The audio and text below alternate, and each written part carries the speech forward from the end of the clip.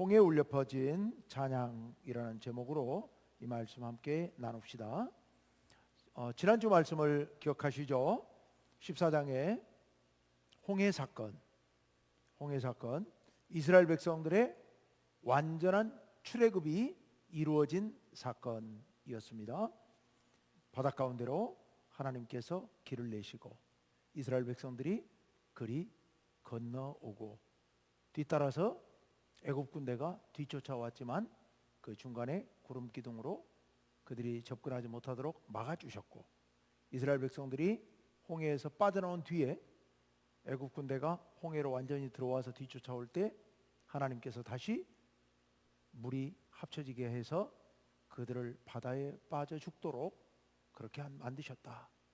그래서 그걸 통해서 이스라엘 백성들은 애굽으로부터 완전히 탈출하게 되었다. 출애굽하게 되었다. 그 일을 통하여서 이스라엘 백성들은 다시는 애굽의 영향권 안에 들어가지 않도록 그들의 마음 속에서도 기억 속에서도 애굽에서 있었던 모든 일들을 지워낼 수 있도록 하나님께서 그렇게 하셨다.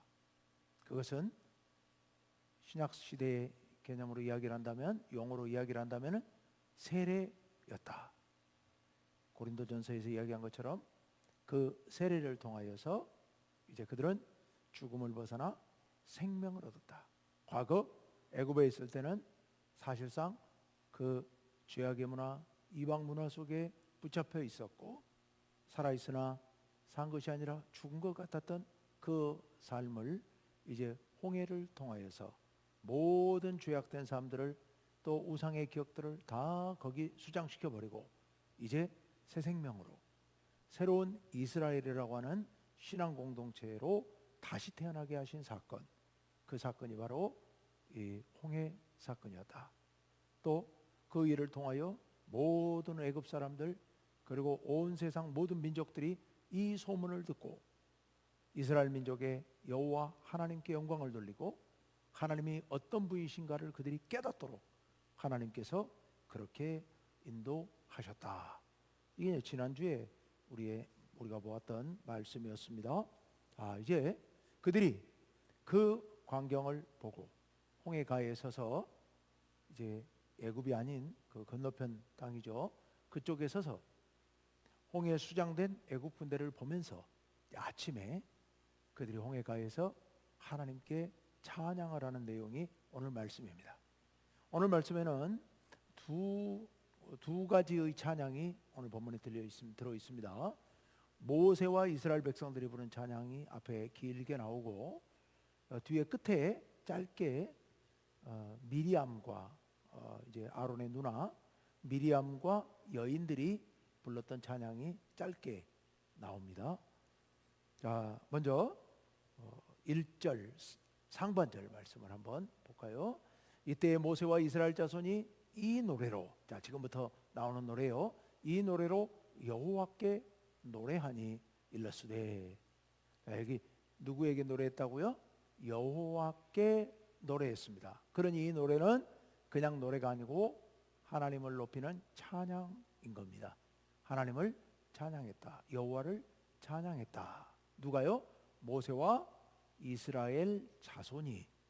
모세와 이스라엘 자손이 이때는 홍해에서 구원받고 바로 그 아침에 이렇게 여호와를 찬양했다. 그래서 이 뒷구절부터가 이제 찬양의 내용이 되겠습니다. 여러분, 우리가 하나님을 찬양한다고 하는 거 정말 얼마나 복된 일인지 모릅니다. 이게 세상의 노래하고는 전혀 다르죠. 우리가 세상의 노래 그것도 들으면 즐겁고 또 마음의 위로도 되고 뭐 그렇습니다만은, 그러나 세상의 노래와 하나님을 높이는 찬양은 전혀 다른 겁니다. 완전히 다른 겁니다. 어떻게 다른지 오늘 이 내용을 통하여서 함께 보도록 합시다. 이 찬양은 성경 안에 많은 찬양이 많이 나옵니다. 시편만 찬양이 아니고 역사서에나 예언서에도 곳곳에 토막토막 찬양이 나오고요. 신약 성경에도 곳곳에 찬양이 들어 있습니다. 예를 들자면 지난번 1월달 사경회 때 제가 빌립보서 5장 11절 말씀부터 쭉 보았던 말씀이 있습니다. 너희 안에 이 마음을 품으라. 오 그리스도 예수의 마음이니 그는 하나님의 본체시나. 뭐 이런 쭉 이렇게 시작되는 구절 있죠. 이거 찬양의 가사입니다. 또 그 말고도 많이 나와 있어요. 또 요한계시록에 보면 7개의 찬양이 나옵니다. 7개의 찬양이 나오는데 그런 것들도 전부 찬양의 내용들이에요. 자, 그런데 그 모든 찬양의 원조격이 오늘 이 찬양입니다. 이 찬양은 다른 찬양들의 모델과 같은 찬양이에요. 그래서 이 찬양을 본받아서 다음에 찬양들이나 시들이 나오게 됩니다. 자, 그러면 먼저 이제 1절 하반절 첫 번째 찬양 우리 다 같이 한번 읽어봅시다. 시작. 내가 여호와를 찬송하리니 그는 높고 영화로우시며 말과 그 탄자를 바다에 던지셨음이로다. 아멘. 아까 제가 오늘 본문에 찬양이 두 군데가 나온다고 그랬죠. 뒤에 찬양, 두 번째 찬양은 미리암과 여인들이 부르는 찬양인데 21절 하반절에 나와요. 그 찬양과 이 찬양은 약간의 말 차이만 있을 뿐 같습니다. 그래서 이 찬양이 미리암의 찬양에도 나오고 모세의 찬양 첫 구절에도 나오는데 이 찬양이 오늘 이 15장에 나와 있는 찬양의 기둥이에요. 중심 내용이에요. 중심 내용. 이 찬양을 이제 풀어놓은 게 다음에 나오는 내용들이다. 이렇게 볼 수 있습니다. 그러니 이 구절이 정말 중요합니다. 자, 내가 누구를 찬송하겠다? 여호와를 찬송할 것이다. 찬송은 노래가 아닙니다. 여호와를 찬양하는 거예요. 하나님을 찬양하는 거예요. 그런데 무엇을 찬양하느냐? 하나님께서 하셨던 일을 찬양하는 겁니다. 그는 높고 영화로우시며 하나님은 높으신 분이고 영광을 받으실 분입니다. 그래서 내가 하나님께 영광을 돌립니다. 하나님을 찬양해요. 그러면서 하신 일을 찬양하는데 말과 그 탄자, 애굽 사람들이죠. 애굽 사람들을 하나님께서 바다에 수장시키셨다. 바다에 던지셨다. 이렇게 하나님을 찬양하고 있습니다. 여러분, 우리 노래는 누구를 위해서 불러요? 사람을 위해서 부르는 거죠. 그래서 그 노래를 통해서 사람의 마음을 위로하거나 사람의 마음을 흥겹게 하거나 사람의 마음 속에 어떤 감흥을 불러일으키는 그게 노래 아니겠습니까? 그런데 찬양은 사람을 위한 게 전혀 아니잖아요.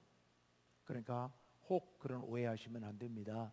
교회 안에 우리가 특별 찬양도 하고 또 매주일 찬양대가 찬양도 하고 하는데 그 찬양은 우리 즐거우라고 우리의 마음에 어떤 감동을 주려고 부르는 찬양이 아닙니다. 찬송이 아닙니다. 물론 부수적으로 그런 효과가 있을 수는 있습니다. 그러나 그게 목적이 아니다. 그리고 여러분, 이 노래는, 세상 노래는 그 노래를 부름으로 인해서 노래 가사에 담겨 있는 어떤 인간적인 일들을 노래합니다. 그걸 사랑을 노래하기도 하고 이별을 노래하기도 하고 때로는 기쁨을 노래하고 때로는 슬픔을 노래하고 그러지만 그것들은 다 사람들의 감정을 노래하는 것이고 감정에 호소하는 거예요. 그런데 찬송은 인간의 감정에 호소하는 노래가 아닙니다. 하나님께 영광을 돌리기 위한 겁니다. 세상의 노래는 부를 때 노래하는 사람이 또 드러나게 됩니다. 그래서 세상에 노래하는 가수들은 앞에 나와서 노래할 때 우리는 듣고 나서 그 사람에게 박수를 보냅니다. 그 사람을 칭찬하는 겁니다. 그 사람을 높여주는 겁니다.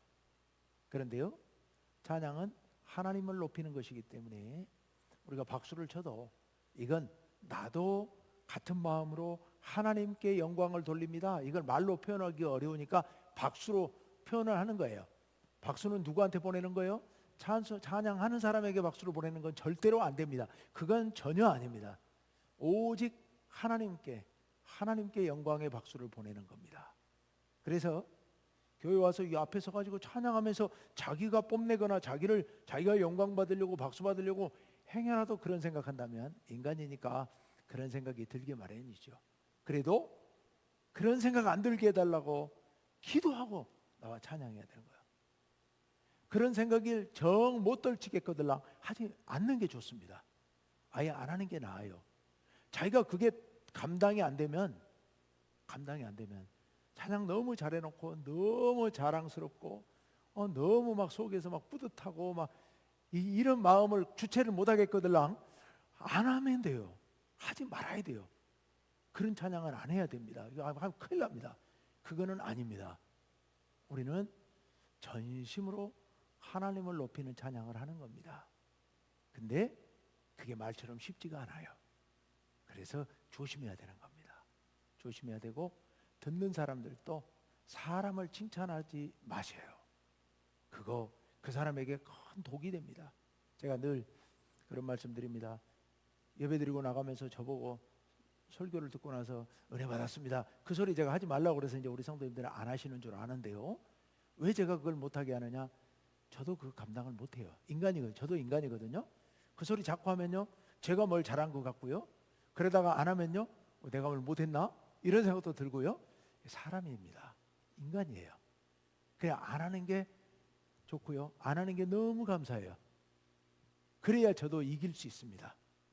그런데 앞에 나와 특별 찬양을 한다거나 찬양대 찬양을 한다든가 찬양하고 할 때 우리가 그런 말들을 마치 안 하면 막 못했다 그런 말 같아갖고 서운해할까 봐 그래서 우리가 인사치레로 그 말을 해야 될 것 같아갖고 그 얘기를 하는데요. 하지 마세요. 그 사람에게 독입니다. 독이에요. 그냥 안 해야 됩니다. 자, 지금 이 말씀을 통하여서 제가 드리는 지금 이 말씀을 통하여서 우리가 찬양이라는 게 무엇인지 어떤 자세로 찬양해야 될 것인지에 대해서 제가 지금 말씀드리고 있는 거예요. 오늘 이 찬양이 그것을 너무 잘 나타내주고 있습니다. 자, 여호와 하나님, 오직 찬양의 중심은 하나님께만 영광 돌려야 된다라는 거요. 제가 미리 말씀드리는데요. 오늘 이 찬양, 여러분 이 찬양을 부르게 된 그 배경 과정을 보면 모세가 했던 역할이 너무 중요하잖아요. 근데 모세 이름도 안 나와요. 아까 서론에 모세랑 이 백성들이 불렀다 이렇게만 나오고요. 모세도 찬양하는 사람이에요. 그렇지 이 찬양의 가사 내용 속에 모세는 이름도 안 나옵니다. 그렇게 잘했음에도 불구하고 큰 일을 했음에도 불구하고 전혀 관심이 없습니다. 오직 관심은 누구? 하나님, 여호와 하나님께만 찬양하래. 우리 그래야 된다는 겁니다. 자, 이제 2절 말씀을 같이 읽어봅시다. 2절 다 같이요. 시작. 여호와는 나의 힘이요 노래시며 나의 구원이시로다. 그는 나의 하나님이시니 내가 그를 찬송할 것이요 내 아버지의 하나님이시니 내가 그를 높이리로다. 아멘, 아멘. 여러분, 우리가 하나님 앞에 찬양할 때에 가장 중요한 찬양이 뭐냐면은 신앙 고백이에요. 고백. 바로 이 2절이 중요한 것이요. 2절 안에는 하나님을 향한 우리의 신앙의 고백이 담겨 있는 거예요. 신앙의 고백이. 근데요, 신앙의 고백 중에서도 가장 중요한 고백이 뭐냐면은요,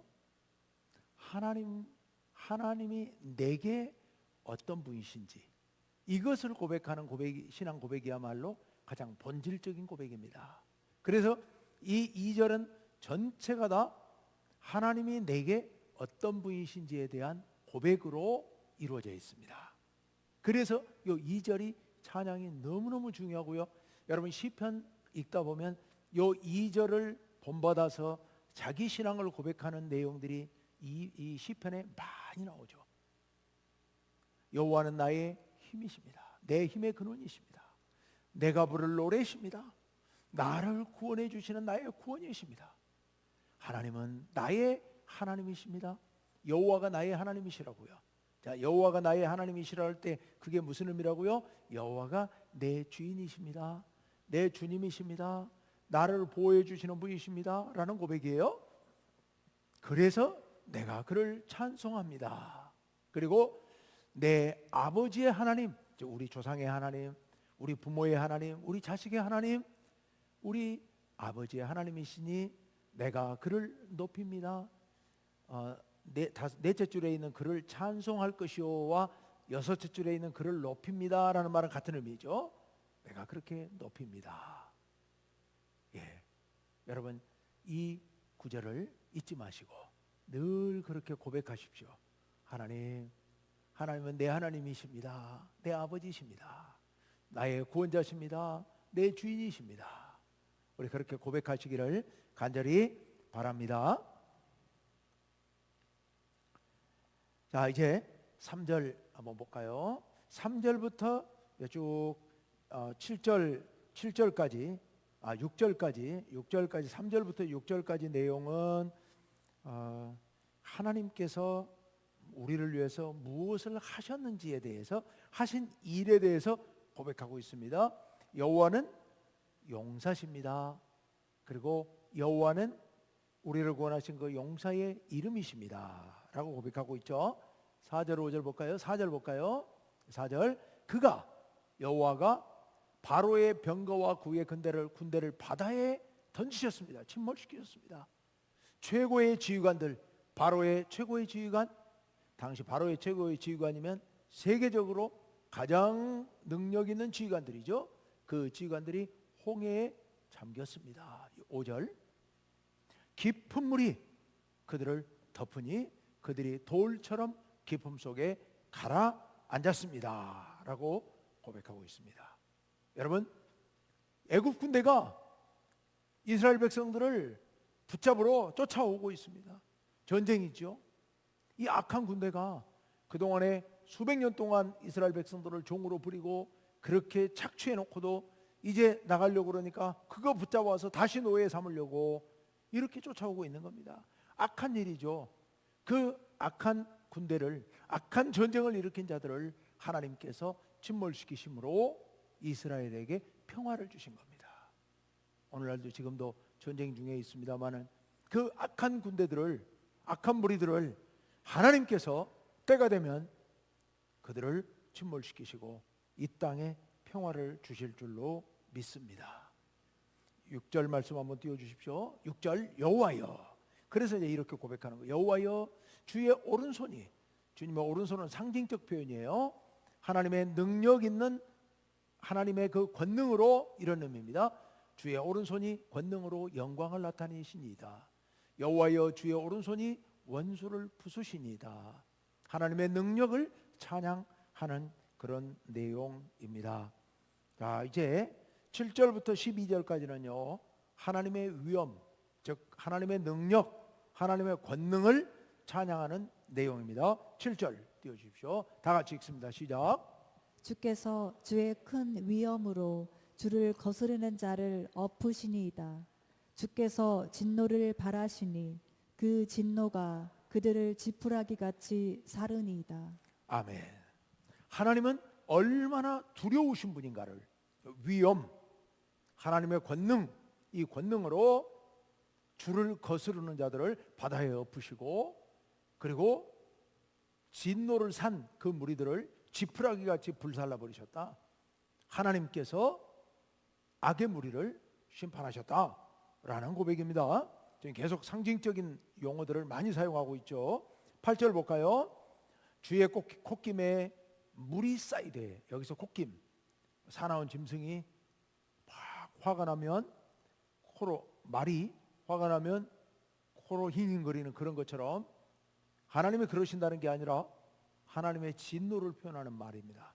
하나님께서 진노하시니까 물이 갈라져서 언덕같이 서고, 그리고 이스라엘 백성이 건너가게 하고, 그 다음에 애굽 군대를 수장시키시는 그것을 얘기하고 있습니다. 9절로 갑니다. 9절 다 같이요. 시작. 원수가 말하기를 내가 뒤쫓아 따라잡아 탈취물을 나누리라. 내가 그들로 말미암아 내 욕망을 채우리라. 내가 내 칼을 빼리니 내 손이 그들을 멸하리라 하였으나. 애굽 군대가 뒤쫓아오면서 자기들이 가서 붙잡아 오고, 그리고 전리품을 빼앗고 욕망을 채우고 칼로 죽이고 이렇게 하겠다고 쫓아오고 있습니다. 그런데 그에 대해서 하나님께서 어떻게 하시느냐? 10절. 주께서 바람을 일으키심에 동풍을 불러오시니까 바다가 그들을 덮으니 그들이 거센 물에 납같이 잠겼나이다. 납덩어리가 무거운 거잖아요. 낚시의 그 추로 사용하는 거잖아요. 이게 납이 물속에 가라앉듯이 그들이 물속에 잠겼다라는 그런 말이죠. 11절로 갑니다. 다 같이요. 시작. 여호와여, 신중에 주와 같은 자가 누구니이까? 주와 같이 거룩함으로 영광스러우며 찬송할 만한 위엄이 있으며 기이한 일을 행하는 자가 누구니이까? 예, 여호와 하나님이 어떤 분이신가 하는 것을 다시 한번 이렇게 노래하고 있습니다. 세상에 만약 신들이 있다 한다면 여기 신 중에 여러 많은 신 중에 이런 표현이죠. 근데 실제로 세상의 신은 여호와 하나님 한 분뿐이시죠. 이 표현은 사람들이 각 이방 나라들이 또 애굽 사람들이 수많은 신들이 있다고 하고 가는 곳곳마다 우상을 만들어 놓고 그게 절하고 그런데 만약 그것들이 신들이라고 하더라도 주와 같은 자가 세상에 어디 있겠습니까?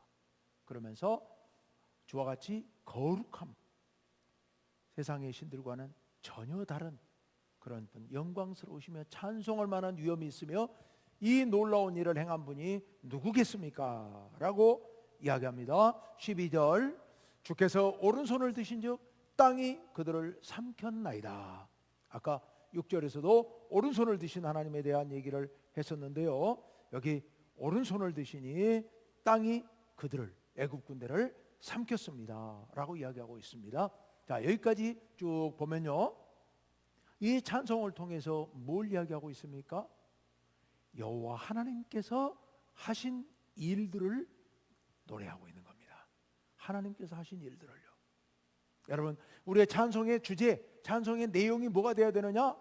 하나님께서 행하신 일. 나와 관련이 있다면 하나님께서 내게 베푸신 은혜, 그것을 노래하는 겁니다. 그걸 찬양하는 겁니다. 하나님의 은혜, 하나님의 권능, 그것을 찬양하고 있다. 자, 이제 그 다음 단락에서는 13절부터는 뭘 노래하고 있냐면 이제 그런 하나님을 내가 굳게 믿습니다. 근데 그 하나님께서 앞으로 미래에 우리를 어떻게 인도해 주실지를 믿습니다 라는 믿음으로 미래에 있을 일을 고백하고 있습니다. 13절 다 같이요. 시작. 주의 인자하심으로 주께서 구속하신 백성을 인도하시되 주의 힘으로 그들을 주의 거룩한 처소에 들어가게 하시나이다. 아멘. 주님은 인자하신 분입니다. 방금 앞단락 12절까지는 여호와의 위엄, 두려우신 힘, 그걸 얘기했다면 13절에서는 인자하심을 얘기하고 있습니다. 하나님은 인자하신 분이면서 동시에 위엄 있는 두려운 분이십니다. 자, 인자하심과 두려우신 분, 이건 동전의 양면과 같은 거예요. 같은 동전이에요. 같은 동전.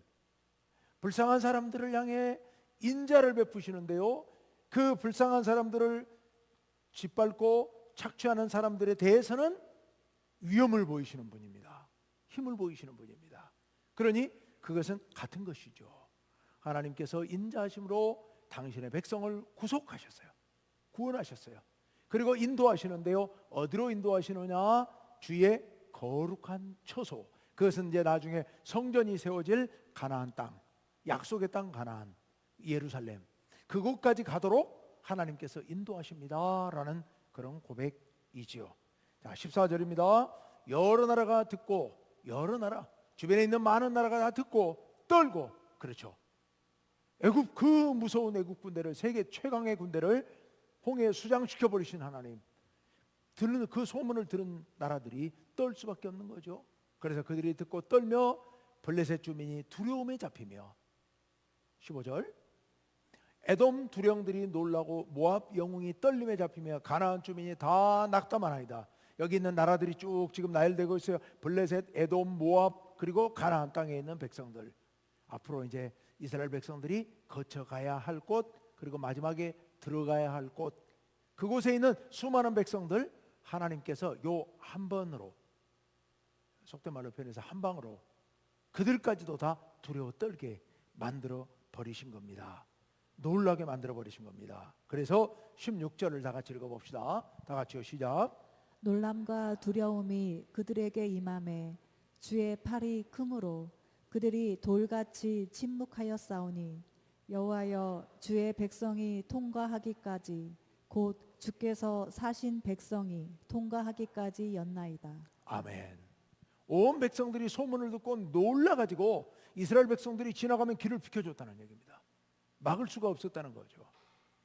여러분, 우리가 잘 알고 있는 대로 여호수아서에 보면 여호수아 2장 9절부터 12절 사이에 보면요, 여호수아가 가나안 땅에 여리고성에 정탐꾼을 보내잖아요. 그런데 거기서 누구를 만나요? 기생 라합을 만나죠. 라합에게 물어보죠.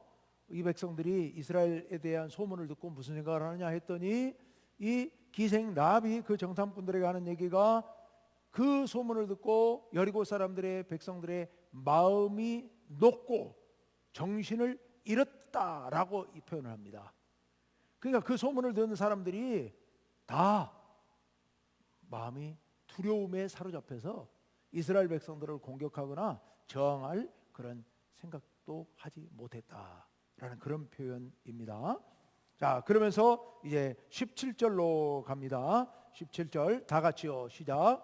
주께서 백성을 인도하사 그들을 주의 기업의 산에 심으시리이다. 여호와여 이는 주의 처소를 삼으시려고 예비하신 것이라. 주여 이것이 주의 손으로 세우신 성소로소이다. 아멘. 주님께서 인도하십니다. 어디로? 주의 기업의 산. 주님께서 정해놓으신 이스라엘 백성들에게 유산으로 주시겠다고 정해놓으신 그 산. 그러니까 이스라엘이 이제 주로 산악지대입니다만은 그 중에서 특히 예루살렘, 시온산, 여호와여 주의 처소를 삼으시려고 하나님께서 이스라엘 백성들 가운데 그 예루살렘 가운데 성전을 짓도록 하시려고 하나님께서 예비해 놓으셨던 것이다. 이것이 주의 손으로 세우신 성소로소이다. 이렇게 그 예루살렘 성전을 미리 내다보면서 노래하고 있는 겁니다. 자, 마지막 구절입니다. 18절 다 같이요, 시작. 여호와께서 영원 무궁하도록 다스리시도다 하였더라. 아멘. 이스라엘 백성들의 아주 중요한 고백입니다. 이제 이스라엘 백성들이 홍해를 건너와서 나옴으로 인해서 이스라엘이라고 하는 새로운 나라가 탄생했다고 말씀드렸습니다. 새로운 나라가 탄생했다면 제일 먼저 누가 있어야 돼요? 왕이 있어야 되는 거예요. 왕이 누구냐? 바로 여호와가 우리 왕이시다. 영원토록 우리 왕이시다라는 고백입니다. 여기 둘째 줄에 다스리신다라는 말이요, 왕이다라는 말과 어원적으로 정확히 같은 말입니다. 그러니 여호와께서 영원 무궁하도록 우리 왕이십니다. 우리 왕이십니다. 여호와 하나님이 우리의 왕이십니다라는 표현은 다른 말로 무슨 의미겠어요? 우리가 하나님을 영원토록 섬기고 따르겠습니다. 하나님의 명령에 절대 복종하겠습니다. 라는 그런 신앙의 고백입니다. 이 구절 역시 굉장히 중요한 믿음의 고백이에요. 믿음의 고백. 여호와야말로, 여호와 하나님이야말로 우리의 왕이십니다. 제가 그렇게 섬기겠습니다. 마지막 하였더라. 이 얘기는 뭐예요? 그 앞에서 찬송이 끝났다라는 말이에요. 그러니까 찬송은 어디까지요? 다스리시도다까지. 다스리시도다. 여기까지가 모세와 이스라엘 백성의 찬송입니다. 자, 이제 마지막 19절. 19절은 제가 읽을게요. 바로의 말과 병거와 마병이 함께 바다에 들어가며 여호와께서 바닷물을 그들 위에 되돌려 흐르게 하셨으나 이스라엘 자손은 바다 가운데에서 마른 땅으로 지나간지라. 요거는 앞에 14장에 다 있었던 내용들. 자, 그 얘기를 한 번 더 되짚어서 이야기하면서 이제 20절로 가봅니다. 미리암의 찬양이 나오는데요. 20절 다 같이요, 시작. 아론의 누이 선지자 미리암이 손에 소고를 잡음에 모든 여인도 그를 따라 나오며 소고를 잡고 춤추니. 아멘. 예, 미리암, 아론의 누이라는 말이 여기 처음으로 나와요. 이제 아론은 모세의 형이라고 그랬으니까 이 미리암은 모세의 누나도 되겠죠. 모세 누나라는 말이 나중에 민수기에 나옵니다만은 출애굽기에는 뭐 그렇게 표현은 여기 처음 나오는 거예요. 어쨌든 미리암, 근데 미리암을 뭐라고 표현했냐면 선지자라고 표현했어요. 찬양을 앞에서 선창하면서 여인들을 이끌었기 때문에 그런 관점에서 선지자라고 한 것 같아요. 선지자, 손에 소고를 들고 여인들과 함께 소고, 우리나라 소고하고 똑같지는 않았을 거예요. 뭔가 악기를 들고 춤을 추면서 찬양을 하는데요. 그 찬양 내용은 21절로 갑니다. 21절 다 같이요. 미리암이 그들에게 화답하여 이르되 너희는 여호와를 찬송하라. 그는 높고 영화로우심이요 말과 그 탄 자를 바다에 던지셨음이로다. 아멘, 아멘. 둘째 줄, 셋째 줄, 넷째 줄이 찬송이죠. 예, 너희는 여호와를 찬송하라. 아까 2절에 1절에 있었던 내용과 같은 내용이죠. 그는 높고 영화로우시며 말과 그 탄자를 바다에 던지셨음이로다. 여러분, 이스라엘 백성들은요, 이 찬송을 수천 년 동안 암송해서 늘 어려움을 만날 때마다, 자기들이 해결할 수 없는 어려운 문제가 생길 때마다 이 찬송을 불렀습니다. 아, 우리 하나님께서는 우리 민족들 앞에서 홍해를 가르시고 건지시고 또 뒤쫓아오는 애국 군대를 수장시키신 하나님이시다. 하나님께서 그 은혜를 베푸셔서 우리를 구원하셨다. 이것을 잊지 않으려고. 그 당시 뭐 사람들이, 백성들이 글을 알고 있었던 것도 아니고요, 뭘 인쇄를 해가지고 들고 다녔던 것도 아니고요, 이 노래를, 모세 노래와 미리암의 노래를 외워서 그 노래를 대대손손 전하면서 우리 민족에게는 하나님께서 이런 은혜를 베푸셨다. 우리 하나님은 그런 하나님이시다. 우리는 그 하나님을 찬양하며 그 하나님께 순종하며 그 하나님을 우리의 여호와로, 우리의 신으로 섬기고 우리의 왕으로 섬기고 따르기로, 그때부터 우리는 지금까지 대대로 이렇게 노래해 왔다. 우리도 그렇게 노래해야 된다 라고 가르치고 함께 찬양했던 거예요. 여러분, 찬양이 엄청난 힘이 있죠. 우리가 하나님을 생각하고 말씀을 생각하고 찬송한다고 하지만 사실 쉽지 않거든요. 그런데 우리가 찬송을 암송하고 찬송을 부르다 보면, 요즘은 이제 교회 와서 찬양할 때도 맨날 찬송가 책 보고 하다가 이제 앞에 화면 보고 하다가 이러다 보니까 가사를 잘 못 외우는 것 같은데요. 이게 외우는 게 굉장히 큰 도움이 됩니다. 말씀 암송도 찬양 가사를 암송하는 것도 굉장히 중요합니다. 그래서 외워서 길 가다가도 일하다가도 생각나면 그 찬양을 하면서 그 찬양의 가사를 깊이 묵상하면서 우리의 신앙을 다시 되새기고 새롭게 하는 거 굉장히 중요한 일이죠. 여러분, 늘 찬양하시기를 간절히 바랍니다. 여러분, 오늘 이 말씀을 통하여서 하나님께서 우리들에게 무엇을 말씀하시고자 하는가? 첫째로 찬송합시다. 찬송합시다. 이사야 42장 21절에 보면 이 백성은 내가 지었는데요, 이 백성을 내가 지었는데 그 지은 목적이 나를 찬송하게 하려는 것이다 라고 고백하고 있습니다. 우리를 지으신 목적은 하나님을 찬양하도록 하기 위함이다. 예, 찬양하는 사람, 그 사람을 하나님께서 복 주시고 찬양하는 사람에게 은혜 주셔서 우리가 승리하며 살게 하신 줄로 믿습니다. 나를 찬양하지 말고 우리 하나님을 찬양하는 그런 늘 찬양하시는 여러분 되시기를 간절히 바랍니다. 꼭 노래로 불러야만 찬양은 아니에요. 내 마음속에 하나님께 감사하는 마음, 하나님을 높이고자 하는 마음, 하나님 뜻에 순종하려는 마음, 이것이 찬송인 줄로 믿습니다. 우리가 그런 찬송을 끊임없이 드리시기를 간절히 바랍니다. 오늘 아까 찬양 가사에서 앞부분에서 잠깐 설명을 드렸습니다마는 찬송의 중심은 누구라고요? 하나님. 그리고 하나님께서 행하신 일, 하나님께서 행하신 일 중에 제일 큰 일은 뭐겠어요? 자, 이스라엘 백성을 생각해보세요. 이스라엘 백성들을 생각해 보면 하나님께서 이스라엘 백성들에게 행하신 가장 큰 일은 뭐예요? 홍해바다에서 그들을 뭐 하신 일? 구원하신 일이죠. 그러니까 하나님께서 내게 베푸신 일 중에 가장 큰 일도 두 글자로 말하면 구원. 그걸 또 다른 말로 표현하면 은혜 베푸신 일. 여러분, 그걸 생각하면서 찬양합시다. 하나님을 찬양하는 찬양의 주제 두 가지. 첫째, 하나님. 둘째 뭐요? 구원. 내게 베푸신 은혜, 구원의 은혜. 여러분, 이것을 벗어난 찬양의 주제는 그리 많지 않습니다. 뭐 그 밖에도 찬양할 일은 많이 있지만 특별히 그것을 찬양하시기를 간절히 바랍니다. 여러분, 찬양할 때 잊지 말아야 될 것, 아까 앞에서 말씀드렸습니다마는 찬양 안에는 우리의 신앙의 결단, 믿음의 고백이 담겨 있어야 된다. 주는 나의 하나님이십니다. 주는 나의 반석이십니다. 나의 구원자 되십니다. 하나님 앞에 그런 고백, 주는 나의 왕이십니다. 주님은 우리 집의 가장이십니다. 내 삶의 주인이십니다. 여러분, 그런 믿음의 고백을 담고 찬양하시길 바랍니다. 여러분, 찬양할 때 신앙적 결단을 가지고, 방금 그 고백 속에는 결단이 담겨 있어요. 주님은 나의 왕이십니다. 그 소리는 주님은 그냥 왕 하세요, 나는 그냥 내 마음대로 살겠습니다, 이건 왕이 아니잖아요.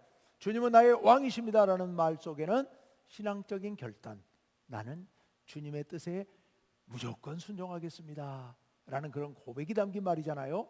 그래서 여러분, 그런 신앙의 결단을 담고 영원토록 하나님은 나의 왕이십니다 라는 고백으로 찬양하시기를 간절히 바랍니다. 여러분, 현재 받은 은혜뿐만 아니라 찬양 속에는 뭘 담아야 돼요? 미래에 대한 확신도 담겨 있어야 돼요. 이스라엘 백성들이 이제 홍해 나왔거든요. 그런데 하나님이 인도하실 일, 가나안 땅까지 인도하여 드리실 일까지도 내다보면서 찬양하고 있잖아요.